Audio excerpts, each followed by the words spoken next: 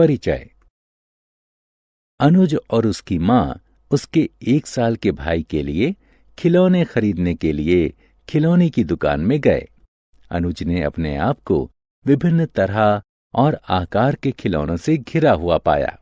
कुछ खिलौने गोल थे तो कुछ चौकोर, कुछ खिलौने वर्गाकार थे तो कुछ अंडाकार थे।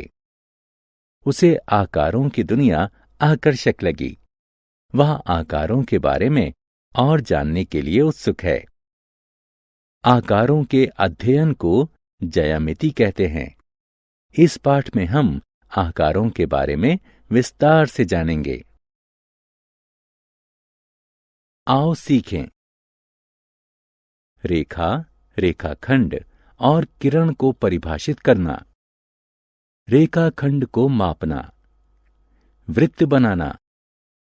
प्रतिबिंब को परिभाषित करना। सरकने, पलटने और घूमने के बीच विभेद करना। किसी वस्तु के समतल, उन्नत और पृष्ठ दृश्य के बीच विभेद करना। रेखा, रेखाखंड और किरण। रेखा किसी सीधे पथ पर बिंदुओं का समूह होती है। 2 बिंदु बनाइए, उन्हें मिला दीजिए।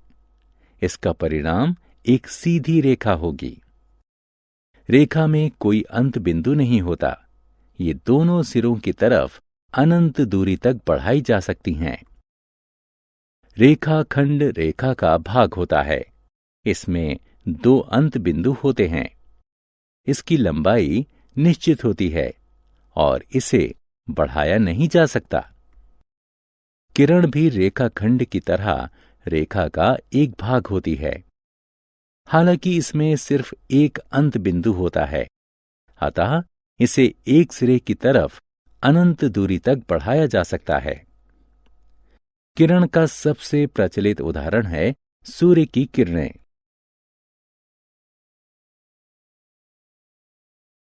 रेखाखंड को मापना।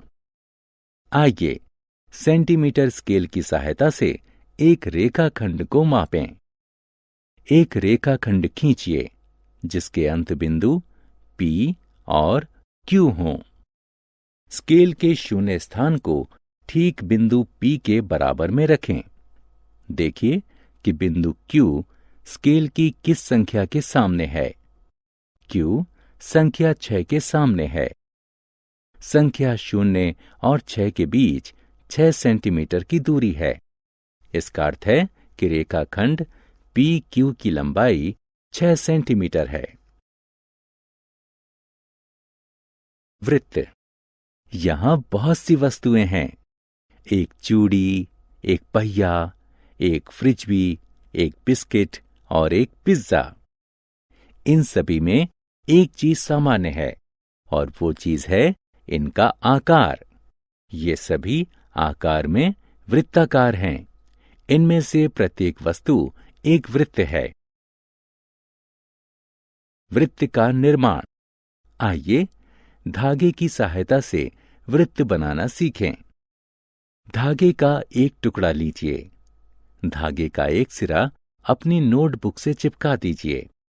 धागे का दूसरा सिरा पकड़ लीजिए और फिर सिरे के चारों तरफ पेंसिल के साथ घुमाइए। देखिए, वृत्त बन गया। स्थिर सिरा वृत्त का केंद्र है। केंद्र से वृत्त की परिधि तक धागे की लंबाई वृत्त की त्रिज्या है। आकारों को बिछाना या चौपड़ बनाना। रजनी दवा खाने जा रही है। उसने चलते हुए ध्यान दिया कि पैदल पथ पर असमान आकार की टाइलें बिछी हुई हैं। उसने देखा कि टाइलों को बिना किसी अंतराल के एक साथ लगाया गया है। इतना ही नहीं, टाइलें एक दूसरे को आच्छादित यानी ओवरलैप भी नहीं कर रही हैं। टाइलें एक चौपड़ बना रही हैं। चौपड़ ज्यामिति आकारों के आवर्ती प्रयोगों से बनाई गई ऐसी द्विविमीय आकृति है जिसमें आकारों के बीच कोई अंतराल या आच्छादन नहीं रहता। घन और घनाभ का जाल बनाना।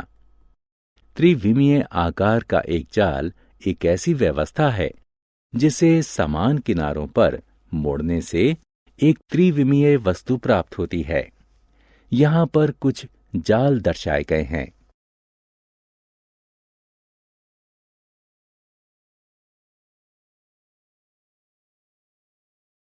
प्रतिबिंब।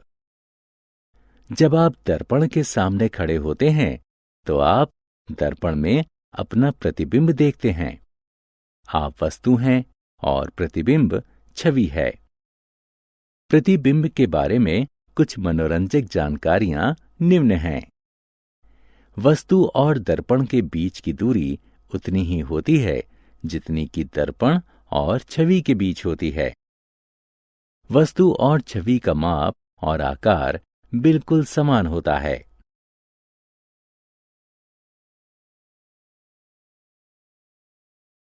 सरकाना, पलटना और घूमना।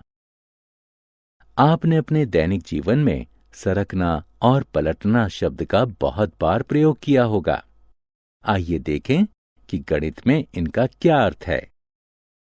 किसी वस्तु को बिना उसके माप या आकार को बिगाड़े किसी तल के बराबर आगे बढ़ने को सरकना कहते हैं। अपने दैनिक जीवन में हम सरकाने का प्रयोग देख सकते हैं। कैरम खेलते समय हम कैरम की गोटियों को स्ट्राइकर से मारकर सरकाते हैं। बच्चे सरकने में बहुत आनंद पाते हैं। किसी वस्तु की दर्पण छवि बनाने को पलटना कहते हैं। अपने दैनिक जीवन में हम पलटने की कई घटनाओं से परिचित होते हैं। उदाहरण स्वरूप, हमारा दाहिना हाथ हमारे बाएं हाथ की दर्पण छवि होता है। इसलिए यदि हम अपने बाएं हाथ को पलट दें तो हमें हमारा दायां हाथ मिल जाएगा। इसी प्रकार दाएं पैर की चप्पल बाएं पैर की चप्पल की दर्पण छवि होती है। सरकने या पलटने से वस्तु का माप या आकार नहीं बदलते। एक सादी आकृति का एक निश्चित बिंदु के चारों तरफ चक्कर लगाना घूमना कहलाता है।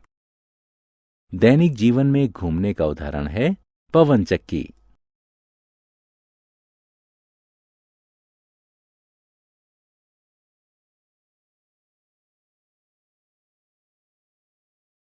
समतल, उन्नत और पृष्ठ दृश्य। किसी वस्तु का ऊपर से देखा गया दृश्य उसका समतल दृश्य कहलाता है। किसी वस्तु का सामने से देखा गया दृश्य उसका उन्नत दृश्य कहलाता है। किसी वस्तु का बगल से देखा गया दृश्य उसका पृष्ठ दृश्य कहलाता है। इस अलमारी को देखिए, यह अलमारी का समतल दृश्य है। ये उन्नत दृश्य है और यह पृष्ठ दृश्य है।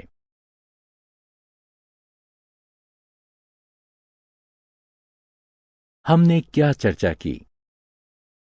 रेखा किसी सीधे पथ पर बिंदुओं का समूह होती है। इसका कोई अंत बिंदु नहीं होता। रेखाखंड रेखा का एक भाग होता है। इसके दो अंत बिंदु होते हैं। एक किरण भी रेखा का भाग होती है। इसका सिर्फ एक अंत बिंदु होता है। चौपड़ ज्यामिति आकारों के आवर्ती प्रयोगों से बनाई गई ऐसी द्विविमीय आकृति है जिसमें आकारों के बीच कोई अंतराल या आच्छादन ना रहे। त्रिविमीय आकार का एक जाल एक ऐसी व्यवस्था है जिसे समान किनारों पर मोड़ने से एक त्रिविमीय वस्तु प्राप्त होती है। किसी वस्तु को बिना उसके माप या आकार को बिगाड़े किसी तल के बराबर आगे बढ़ाने को सरकाना कहते हैं। किसी वस्तु की दर्पण छवि बनाने को पलटना कहते हैं। एक सादी आकृति का एक निश्चित बिंदु के चारों तरफ चक्कर लगाना घूमना कहलाता है।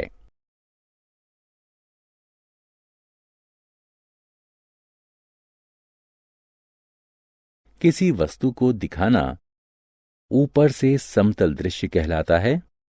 सामने से उन्नत दृश्य कहलाता है। बगल से पृष्ठ दृश्य कहलाता है।